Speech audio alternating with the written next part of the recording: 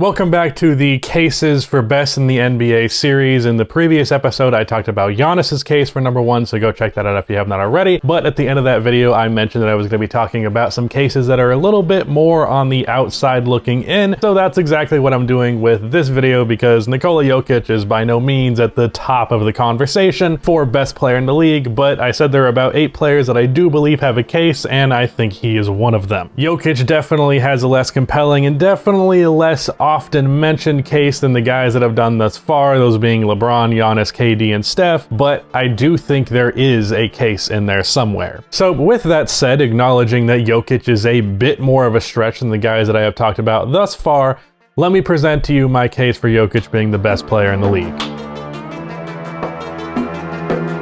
Before I continue on with this video, about half of the people to watch these videos are not subscribed, so if you fall into that 50%, then please subscribe. Also drop a like on this video. It only takes 1 second and makes a massive difference. There's a reason why YouTubers always ask you to like the video. It makes a massive difference in the algorithm, so if you could do me a solid, it'd be much appreciated. Also, one last self-promo thing. Episode 7 of my NBA series is out now, if you have not watched that already and you've been keeping up with the series. And if you haven't been keeping up with the series, I would highly recommend it because A, I have my own reasons of wanting it to do well, so there's my bias there. But B, even if you don't typically like 2K content, it is a long form rebuild realistic style where I'm going over the intricacies, I always struggle to say that word, of building a team. So if that's something that would interest you, I'd appreciate it if you checked it out. Jokic's case for being the best player in the NBA easily has to be the fact that he is one of the best offensive engines in the league. He is the foundation of one of the better offenses in basketball. I've mentioned a couple of times now, and specifically in the Steph Curry video, that I really value it when a player is able to be the engine of a team's offense in a non-exploitable way. What I mean by that caveat is, for example, with a player like Luka Doncic or James Harden,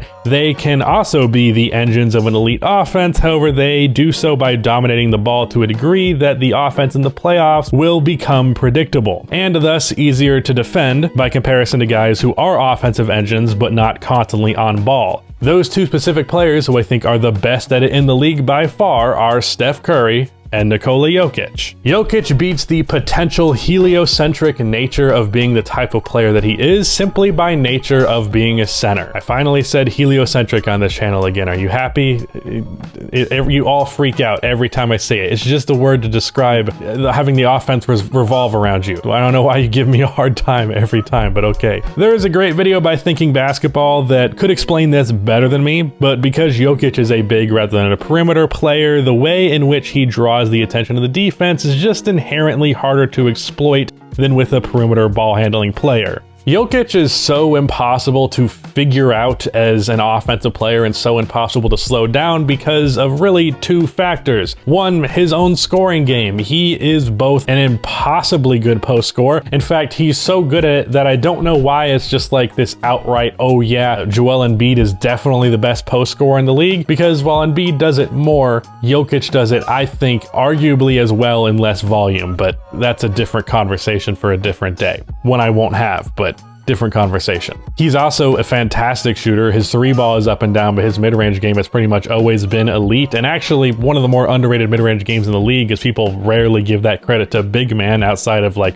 Dirk, obviously. But you have that amazing scoring ability. Last year he averaged 26 on nearly 50-40-90 because he's an unstoppable scoring force, but then he's also an unbelievable playmaker, and I don't mean unbelievable playmaker for a center. That is not a necessary note in there. He is an unbelievable playmaker, period. Jokic's offense is so pretty much flawless that using it as the foundation of an offense, there's only one other player that I would take above Jokic to do something like that, and it's Steph Curry. Jokic is not the best scorer of the 8 or so names here. In fact, I'd say he's closer to the bottom of the list than he is the top of it. But because of how good of a playmaker he is and how well that is paired with his scoring ability and just the nature of him being a big man doing that and how unique of an offense that creates within Denver, he's the second pick for me for a player to build my team's offense around after, again, Stephen Curry. Curry. He might not be the second best offensive player overall, but at the very least, I believe he is the second most impactful one and the second most capable of building a team's offense around. There's a difference between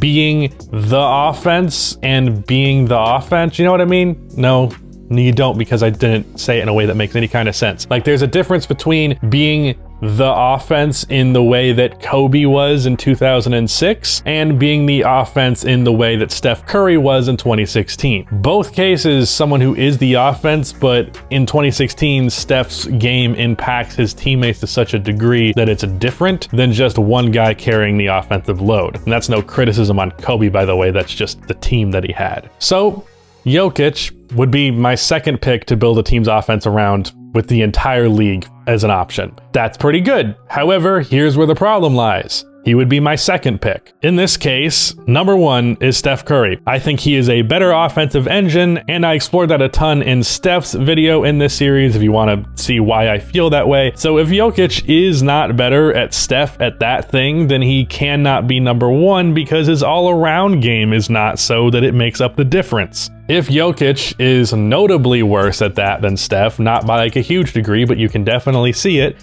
and neither of them have a great game outside of their scoring and playmaking, then Steph Curry is better than Jokic. If Jokic is not even the best at the thing that is his case for being the best in the league, then he can't be the best in the league. And to further make a case against him, Jokic is obviously not a great defender, and that's especially a problem playing the center position. Now, Jokic fans, including myself, because Jokic is like, what, my fifth favorite player in the league or something like that, will say, and rightfully so, that Jokic is not nearly as bad of a defender as many people would paint him to be. While Jokic is not the traditional defensive center, he's a little slow on his feet, and he's not the greatest shot blocker, he is good at being at the right place and playing passing lanes and just being an unorthodox but still solid defensive player. But at the same time, being just not bad is not good. That was said so stupidly, but also, I mean, I did make the point correctly. It's still not good that Jokic is not a good defender, and it's especially more so the case that it's bad that you're not good. Fuck, this is bad. Why do you watch this channel? It's especially bad to be just an okay defender if you play center, because that's the most impactful defensive position in the game. And we of course saw that get exploited versus Phoenix in round 2. Yeah, it was round 2? It's round 2, right? Yeah, it was Clippers in the conference finals. Round 2, where he just got killed in the pick and roll because he's a drop coverage big who's slow, especially with how many mid-range shooters Phoenix had. We saw where his flaws defensively stood out. So just by the existence of Steph Curry, similar to how the notion that James Harden could potentially be better than Kevin Durant, and I don't think James Harden is number one, means that Kevin Durant really can't be number one by extension, because Steph is a better offensive engine than Jokic, by extension, Jokic can't be the best player in the league. I don't think there's a huge difference between those two in that regard, but there is a difference, and it's enough to declare that, yeah, Jokic ain't the best in the league. But hey, I had to give the best case that I could. And that marks just the second case where I'm saying, yeah, I don't think this is the best player in the league, him alongside Kevin Durant. So yeah, that's the series not over yet. There's still Kawhi, Luka, Harden, and I think that's the last 3 names to go, I'm pretty sure. And yeah, shout out to Rudy for editing this video. That is the end of this video. Please be sure to like and subscribe for more NBA content like this, and keep watching music.